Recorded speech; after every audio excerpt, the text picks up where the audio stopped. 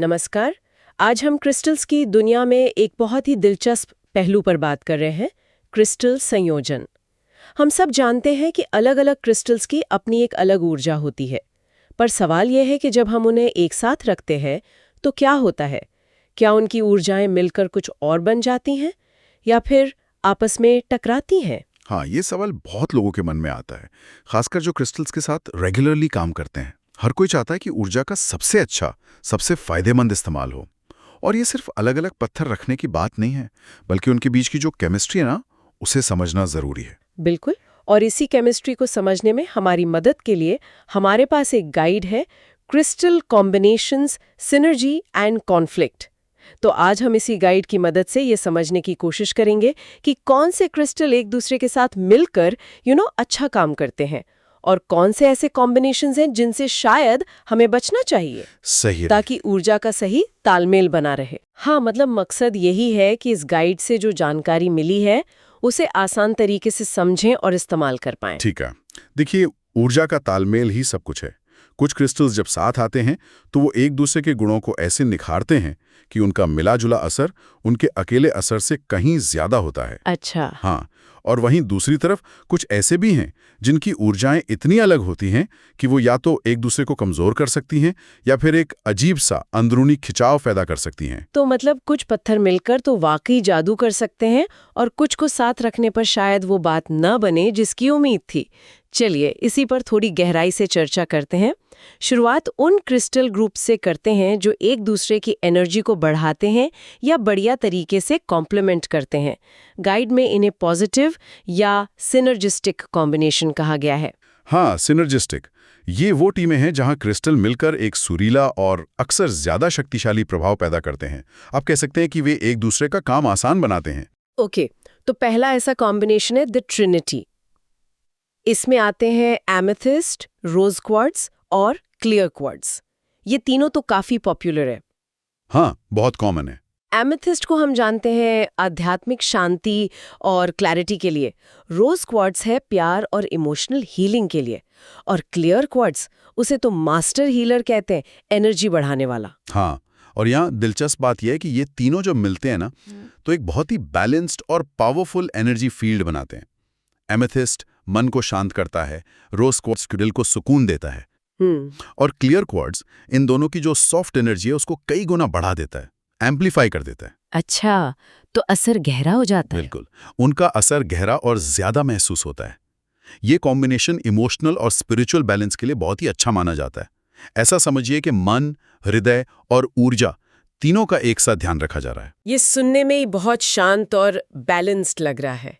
अच्छा, अब आते हैं दूसरे सेट पर, अबंडेंस सेट। इसमें है सिट्रीन, पायराइट और ग्रीन एवेंचुरीन। हाँ, अबंडेंस सेट। सिट्रीन को तो मर्चेंट स्टोन भी कहते हैं, पैसे और खुशी से जुड़ा हुआ। पायराइट फूल्स गोल्ड, ये प्रोटेक्शन और प्रॉस्पेरिटी के लिए है। और ग्रीन एवेंचुरीन वो लक और नए अवसरों का पत्थर माना जाता है। हाँ, अगर हम इसे थोड़ा बड़ी पिक्चर में देखें तो ये तिकड़ी खास तौर पर फाइनेंशियल गोल्स और करियर में ग्रोथ के लिए एक बहुत पावरफुल कॉम्बिनेशन है। सिट्रीन क्या करता है, वो आशावाद और एक अबंडेंस वाली सोच को बढ़ावा देता है। हाँ, पॉजिटिव सोच। हाँ, तो इंसान मौकों के लिए ज्यादा खुला महसूस करता है। पायराइट इच्छा शक्ति, कॉन्फिडेंस और एक दृढ़ता देता है ताकि उन मौकों का पीछा किया जा सके। और ग्रीन एवेंचुरीन? और ग्रीन एवेंचुरिन, जिसे अपॉर्चुनिटी स्टोन क्या कहें, वो लक को अट्रैक्ट करता है और सही समय पर सही जगह होने में मदद करता है। तो ये तीनों मिलकर ना सिर्फ मौके लाते हैं, बल्कि उन्हें पहचानने और उनका फायदा उठाने के लिए जो जरूरी एनर्जी और कॉन्फिडेंस चाहिए वो भी देते हैं। तो ये उन लोगों के लिए काफी काम का हो सकता है जो अपने काम में आगे बढ़ना चाहते हैं या शायद कोई नया बिजनेस शुरू करें। बिल्कुल। अच्छा, अब तीसरा सेट है grounding set. Black tourmaline, haematite और स्मोकी क्वार्ट्ज। इन तीनों में एक बात तो साफ है, ये सभी प्रोटेक्टिव स्टोन्स हैं, नेगेटिविटी से बचाते हैं और हमें ग्राउंडेड रखते हैं। हाँ बिल्कुल, ये तीनों ही अपनी ग्राउंडिंग और सुरक्षा वाली क्षमताओं के लिए बहुत फेमस है। जब ये साथ होते हैं तो वे एक बहुत मजबूत एनर्जी शील्ड जैसा बनाते हैं। ब्लैक टर्मलिन क्या करता है, वो नेगेटिव एनर्जी को या तो सोख लेता है या उसे दूर धकेलता है। अच्छा, हेमाटाइट मन को शांत करने, फोकस बढ़ाने और हमें प्रेजेंट मोमेंट में लाने में मदद करता है। जिसे हम कहते हैं ना ग्राउंडेड महसूस करना। हाँ बिल्कुल। और स्मोकी क्वार्ट्ज वो धीरे धीरे नेगेटिव एनर्जी और स्ट्रेस को घोलता है और उन्हें पॉजिटिव एनर्जी में बदलने में मदद करता है। तो ये कॉम्बिनेशन उन लोगों के लिए खास तौर पर अच्छा हो सकता है जो एनर्जी के प्रति बहुत सेंसिटिव हैं या जो थोड़े तनाव भरे माहौल में रहते या काम करते हैं। आजकल के माहौल में तो ये बहुत जरूरी लग रहा है। अच्छा, गाइड में कुछ और भी ऐसे पावरफुल कॉम्बिनेशंस का जिक्र है। जैसे एक है कार्नेलियन, सिट्रीन और सनस्टोन का ग्रुप। इसे एनर्जी बूस्ट सेट कहा गया है। ये तीनों फायर एलिमेंट वाले क्रिस्टल हैं, है ना? हाँ बिल्कुल। ये कॉम्बिनेशन मोटिवेशन, वाइटैलिटी मतलब जीवन शक्ति और पॉजिटिविटी को बढ़ाने के लिए जाना जाता है। कार्नेलियन क्रिएटिविटी और हिम्मत जगाता है, सिट्रीन खुशी और एनर्जी लाता है, और सनस्टोन लीडरशिप क्वालिटी और आशावाद को बढ़ावा देता है। ये उन दिनों के लिए परफेक्ट है जब थोड़ी सुस्ती लग रही हो या किसी काम को शुरू करने के लिए एक्स्ट्रा जोश चाहिए। हाँ, जैसे सुबह की कॉफी का क्रिस्टल वर्जन। हल्की सी। हाँ, कुछ वैसा ही समझ लीजिए। फिर एक और ग्रुप है लैपिस लाजुली, सोडालाइट और एमेथिस्ट का विजडम सेट। ये तो नाम से लग रहा है कि ज्ञान और इंट्यूशन से जुड़ा होगा। सही पकड़ा। ये कॉम्बिनेशन मेंटल क्लैरिटी, इंट्यूशन और हायर नॉलेज तक पहुंचने में मदद करता है। लैपिस लाजुली सच, ज्ञान और इनर विजन से जुड़ा है। सोडालाइट लॉजिक और इंट्यूशन के बीच बैलेंस बनाता है, जिससे विचारों में क्लैरिटी आती है। और एमेथिस्ट, जैसा हमने पहले भी बात की, वो स्पिरिचुअल अवेयरनेस और शांति को बढ़ाता है। तो ये स्टूडेंट्स के लिए, राइटर्स के लिए या किसी भी ऐसे इंसान के लिए हेल्पफुल हो सकता है जिसे अपने विचारों में क्लैरिटी और गहरी समझ चाहिए। और एक आखिरी पॉजिटिव कॉम्बिनेशन जिसका जिक्र है वो है मूनस्टोन, सेलेनाइट और लैब्राडोराइट का स्पिरिचुअल फ्लो सेट। ये नाम थोड़ा रहस्यमयी है। हाँ, ये कॉम्बिनेशन सूक्ष्म ऊर्जाओं, इंट्यूशन और आध्यात्मिक दुनिया से कनेक्शन को गहरा करने के लिए है। मूनस्टोन चंद्रमा की एनर्जी, इमोशंस और इंट्यूशन से जुड़ा है। सेलेनाइट प्योरिटी, शांति और हायर कॉन्शियसनेस से कनेक्ट करने में मदद करता है। ये एनर्जी को क्लींस भी करता है। और लैब्राडोराइट? और लैब्राडोराइट, जिसे मैजिक स्टोन भी कहते हैं, वो मिस्ट्री, ट्रांसफॉर्मेशन और चेतना के अलग अलग लेवल्स के बीच ट्रैवल करने में मदद करता है, ऐसा माना जाता है। तो ये पूरा सेट मेडिटेशन, ड्रीम वर्क या स्पिरिचुअल प्रैक्टिस को गहरा करने में मदद कर सकता है। तो ये कुछ उदाहरण थे कि कैसे क्रिस्टल्स एक दूसरे के साथ मिलकर पॉजिटिव तालमेल बना सकते हैं। पर अब कहानी का दूसरा पहलू भी देखते हैं, जो शायद उतना ही जरूरी है। क्या कुछ ऐसे कॉम्बिनेशंस भी हैं जिनसे हमें बचना चाहिए, क्योंकि उनकी ऊर्जाएं आपस में क्लैश कर सकती हैं?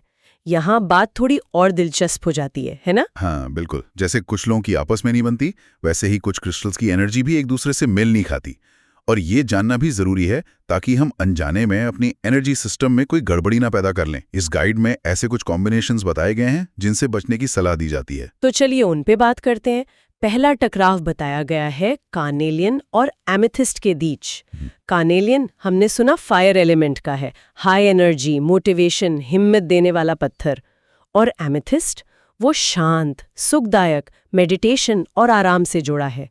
ये तो एकदम उल्टे लगते हैं। हाँ, ये एनर्जी लेवल पे एक पुश पुल जैसा, मतलब एक खिंचाव पैदा कर सकते हैं। हाँ। कार्नेलियन आपको एक्शन लेने के लिए, आगे बढ़ने के लिए पुश कर रहा है, जबकि एमेथिस्ट आपको धीमा होने, शांत रहने, अंदर देखने के लिए कह रहा है। तो नतीजा क्या होगा? नतीजा ये हो सकता है कि इंसान ना तो पूरी तरह एनर्जेटिक महसूस करे और ना ही पूरी तरह शांत। एक तरह की अंदरूनी बेचैनी या कंफ्यूजन की स्थिति बन सकती है, जैसे गाड़ी का एक्सीलरेटर और ब्रेक एक साथ दबा दिया हो। हाँ, ये समझना आसान है। तालमेल की कमी साफ दिख रही है। अच्छा, अगला उदाहरण है ब्लू लेस एगेट और रेड जैस्पर का। ब्लू लेस एगेट तो अपनी बहुत ही शांत, जेंटल एनर्जी के लिए जाना जाता है, एकदम सुकून देने वाला। हाँ, बहुत सूदिंग। और दूसरी तरफ है रेड जैस्पर। वो फिजिकल स्ट्रेंथ, स्टेमिना, स्टेबिलिटी और ग्राउंडिंग एनर्जी से जुड़ा है। ये भी बिल्कुल ऑपोजिट पोल्स जैसे हैं। बिल्कुल। माना जाता है कि ये जो विपरीत ऊर्जाएं हैं, ये एक दूसरे के असर को कम कर सकती हैं या कैंसिल भी कर सकती हैं। ब्लू लेस एगेट की शांति रेड जैस्पर की एनर्जी को दबा सकती है, और रेड जैस्पर की जो तेज एनर्जी है वो ब्लू लेस एगेट के शांत असर में रुकावट डाल सकती है। तो मतलब दोनों का फायदा नहीं मिलेगा? हो सकता है कि व्यक्ति इन दोनों पत्थरों के जो खास फायदे हैं उन्हें पूरी तरह महसूस ही ना कर पाए, जैसे उसे दो अलग अलग दिशाओं में खींचा जा रहा हो। ओके, तीसरा टकराव थोड़ा अलग है। ये है क्लियर क्वार्ट्ज का किसी भी बहुत पावरफुल या हाई इंटेंसिटी वाले पत्थर के साथ कॉम्बिनेशन, जैसे कि मोल्डाबाइट या लिबियन डेजर्ट ग्लास। हमने पहले बात की थी कि क्लियर क्वार्ट्ज एक एम्पलीफायर है, एनर्जी को बढ़ाता है।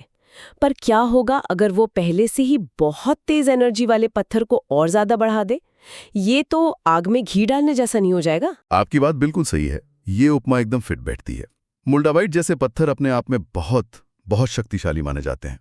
ये तेज आध्यात्मिक ग्रोथ लाते हैं, बड़े बदलाव लाते हैं और कभी-कभी जीवन में थोड़ी उथल-पुथल भी मचा सकते हैं, जो कुछ लोगों के लिए संभालना मुश्किल हो सकता है। हाँ, सुना है मैंने इसके बारे में। तो जब आप इसे क्लियर क्वार्ट्ज के साथ रखते हैं, जो इसकी पहले से ही तेज एनर्जी को और ज्यादा बढ़ा देगा, तो ये अनुभव बहुत इंटेंस, यहां तक कि अनबेरेबल हो सकता है। इससे बहुत ज्यादा घबराहट, बेचैनी, नींद ना आना, चक्कर आना या जिसे एनर्जी ओवरलोड कहते हैं, मतलब ऊर्जा का जरूरत से ज्यादा बढ़ जाना, वो महसूस हो सकता है।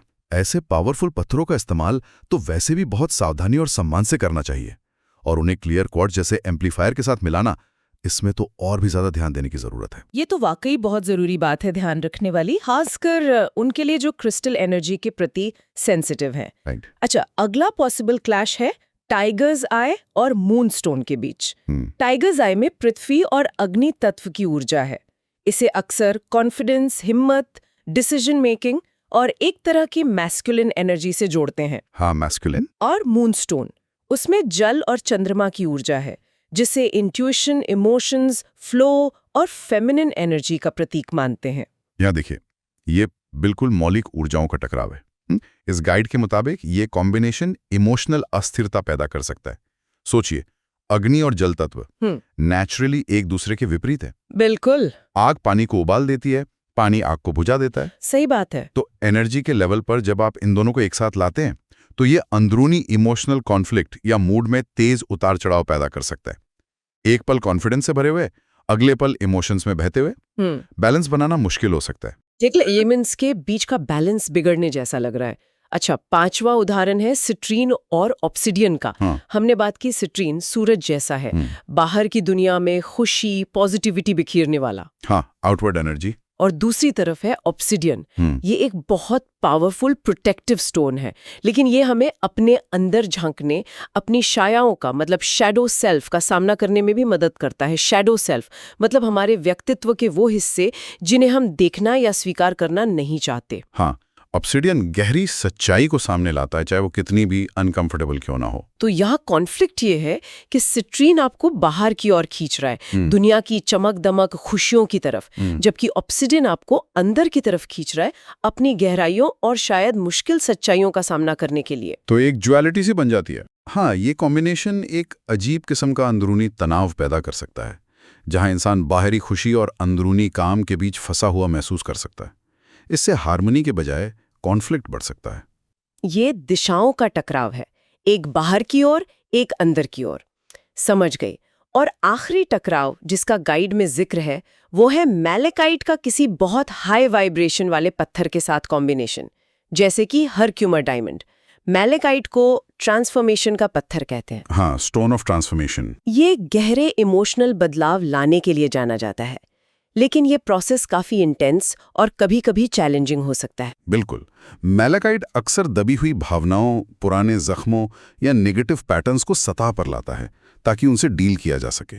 ये बहुत पावरफुल हीलर है, पर इसका काम हमेशा आसान नहीं होता। अब हरक्यूमर डायमंड जैसे पत्थर ये बहुत हाई वाइब्रेशन वाले होते हैं। ये एनर्जी को बढ़ाते हैं, स्पिरिचुअल विजन को साफ करते हैं और एनर्जी फ्लो को तेज करते हैं। तो मैलेकाइट के काम को और तेज कर देंगे। हाँ, जब आप मैलेकाइट के गहरे इंटेंस काम को हरक्यूमर डायमंड की तेज रफ्तार और एम्प्लीफिकेशन पावर के साथ जोड़ते हैं, तो ट्रांसफॉर्मेशन का प्रोसेस हद से ज्यादा तेज और भारी पड़ सकता है।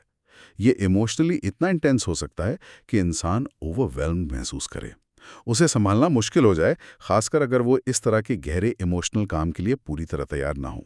तो इन सभी उदाहरणों को देखने के बाद एक सवाल मन में आता है, क्या कोई कोई जनरल रूल या सिद्धांत है जिसे फॉलो किया जा सकता है ताकि इन टकरावों से बचा जा सके और सही तालमेल बिठाया जा सके? इतने सारे क्रिस्टल हैं, कौन किसके साथ जाता है, कौन नहीं, ये सब याद रखना तो मुश्किल हो सकता है। हाँ, एक सामान्य गाइडलाइन है जो अक्सर मददगार होती है, खासकर जब कोई शुरुआत कर रहा हो या कंफ्यूज्ड हो। ये गाइड भी इसी तरफ इशारा करता है। अच्छा, और वो क्या है? सबसे सेफ तरीका है क्रिस्टलों को उनके एलिमेंट के हिसाब से ग्रुप करना। जैसे आग वाले एक साथ, पानी वाले एक साथ, पृथ्वी वाले एक साथ, हवा वाले एक साथ, या फिर उनके मेन पर्पस या फंक्शन के हिसाब से। जैसे ग्राउंडिंग वाले पत्थर एक साथ, लव और हार्ट चक्र वाले एक साथ, अबंडेंस वाले एक साथ, प्रोटेक्शन वाले एक साथ। अच्छा, इससे आमतौर पर एनर्जी में एक तरह का तालमेल बना रहता है, क्योंकि वो एक ही लैंग्वेज बोल रहे होते हैं या एक ही लक्ष्य के लिए काम कर रहे होते हैं, है ना? हाँ, ये तो काफी प्रैक्टिकल सुझाव लग रहा है। मतलब मिलते जुलते गुण वाले या मिलते जुलते लक्ष्य वाले क्रिस्टल अक्सर एक दूसरे के साथ अच्छा काम करते हैं। हाँ, और इसी से जुड़ी एक और सावधानी भी है जिसका गाइड में जिक्र है। बहुत हाई वाइब्रेशन वाले पत्थर जैसे सेलेनाइट, मोल्डावाइट, हरकीमर्स डायमंड, फेनासाइट, इनको बहुत पावरफुल ग्राउंडिंग पत्थरों के साथ मिलाने से आमतौर पर बचना चाहिए। जैसे black tourmaline, hematite, black obsidian, shungite, जब तक कि कोई इन एनर्जीज के साथ काम करने में बहुत एक्सपीरियंस्ड ना हो और जानता हो कि इन्हें बैलेंस कैसे करना है। ऐसा क्यों? कोई सोच सकता है कि एक ऊपर उठा रहा है, दूसरा नीचे खींच रहा है, तो बैलेंस बन जाएगा। थ्योरी में ऐसा लग सकता है, पर प्रैक्टिकली ये एनर्जी में अचानक और तेज खिंचाव पैदा कर सकता है। आप इमेजिन कीजिए कि एक फोर्स आपको बहुत तेजी से ऊपर खींच रहा है, हाई वाइब्रेशन, और दूसरा उतनी ही तेजी से नीचे खींच रहा है, ग्राउंडिंग। ये एक तरह का एनर्जी विप्लैश या ऊर्जा का झटका दे सकता है। ओह, अच्छा। हाँ, इससे इंसान अस्थिर, बेचैन या चक्कर जैसा महसूस कर सकता है। ये बैलेंस बनाने जैसा नहीं, बल्कि दो ऑपोजिट डायरेक्शंस में जोर से खींचे जाने जैसा हो सकता है। अनुभवी लोग शायद इसे संभाल लें, पर सामान्य तौर पर इससे बचना बेहतर है।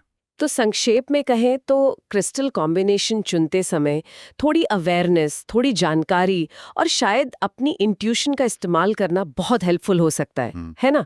ये सिर्फ देखने में अच्छा लगने या फेवरेट कलर होने की बात नहीं है, बल्कि एनर्जी के तालमेल की बात है। बिल्कुल, ये समझना कि कौन सी एनर्जी एक दूसरे को सपोर्ट करती है और कौन सी टकरा सकती हैं, हमें अपने क्रिस्टल्स के साथ और ज्यादा असरदार तरीके से काम करने में मदद कर सकता है।